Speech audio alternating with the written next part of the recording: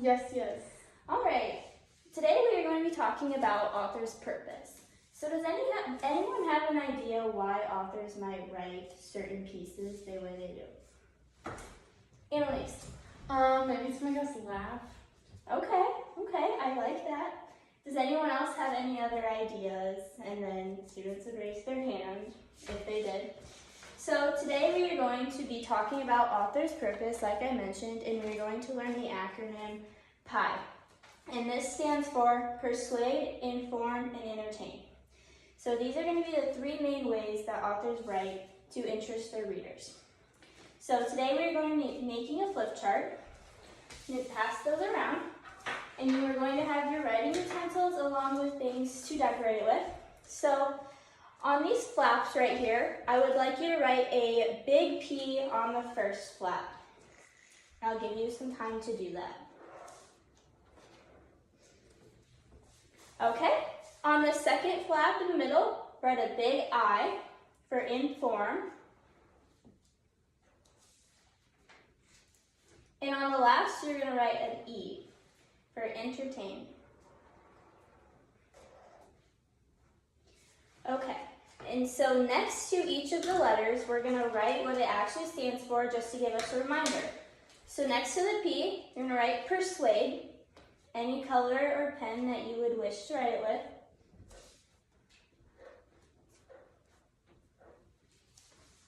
Next to the I, you're going to write inform. And next to the E, write entertain.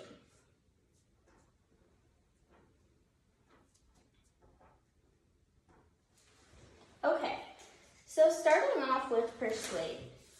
Does anyone know what persuade means? Annalise. I think it means the author wants the audience to think something, think one way or another. Okay, you're exactly right. So persuade means that the author is going to use reasoning or convincing techniques to make their readers believe something. So underneath the P, I want you to write, author is trying to convince readers of something.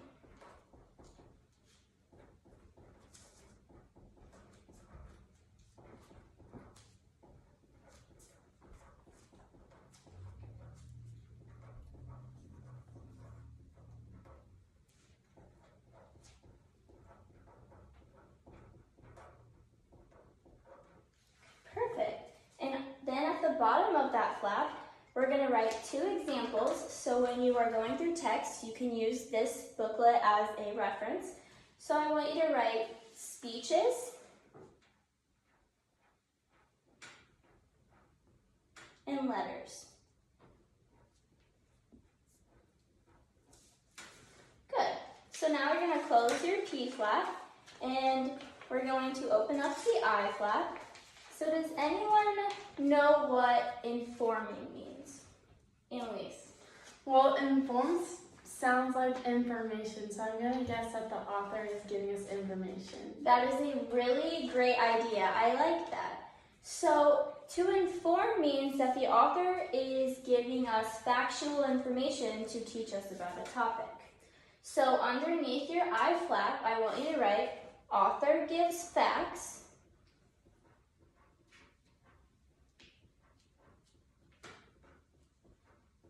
and information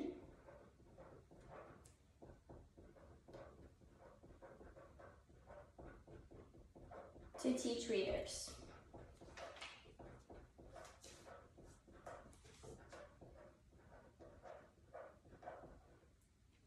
Okay, and then for the examples of inform, we're going to write nonfiction,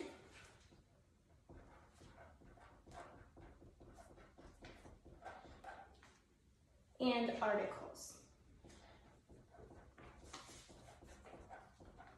Good job. So now we're going to close the I flap and we're finally going to get to the last purpose, which is entertain. Does anyone know what entertain might mean? Annalise? I think it means that the author is writing something that he thinks people will have fun reading. Okay, I really like your idea. So To entertain means that the author writes to make readers laugh or for their enjoyment. So under that flap, you're going to write, author writes to make readers laugh.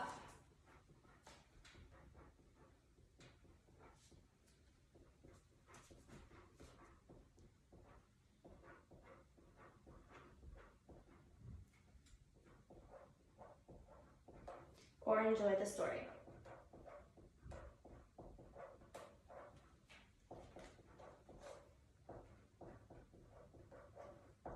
Okay, and then for these last examples, we're going to write fiction,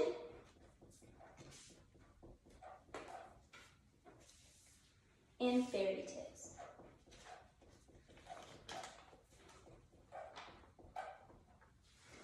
Okay, class, now we are going to use our booklets that we just made, and I'm going to give you guys some examples of different texts, and I want you to read through them, and then we're going to come back and discuss what we think it is. So, I'm first going to hand out this one, give you a second to read that, and use your booklet if you need to.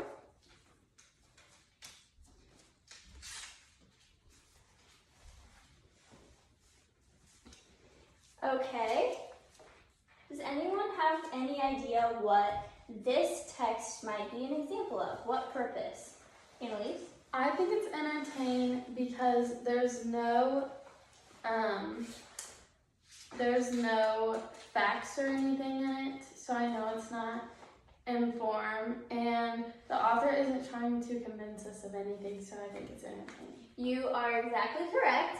That will be entertained because see how we have the fictional character of a giraffe from the book Giraffes Can't Dance, and how there's many animated pictures and there's not any facts or anything listed. Good job.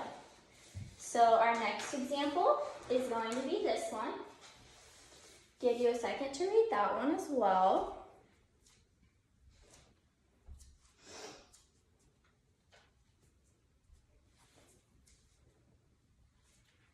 Okay, so after reading that piece, what do you guys think that this purpose is of this text? Annalise? I think that the purpose of this text is to persuade. And why do you think that? I think it's to persuade because it talks about the use of cell phones and whether or not we should use them, so it's telling you what you should do. So you think that the author is telling us what they believe about cell phones in school. Yes. So you are exactly correct. Good job. I like how you analyzed the text like that. And finally, we're going to look at this last one. Give you time to read that one as well. I like how you're using your booklet.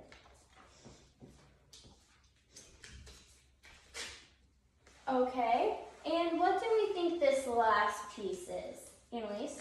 I think that this story is about, or the purpose is to inform because there's lots of different facts and pictures of real life animals. Okay, and so why wouldn't this be entertaining?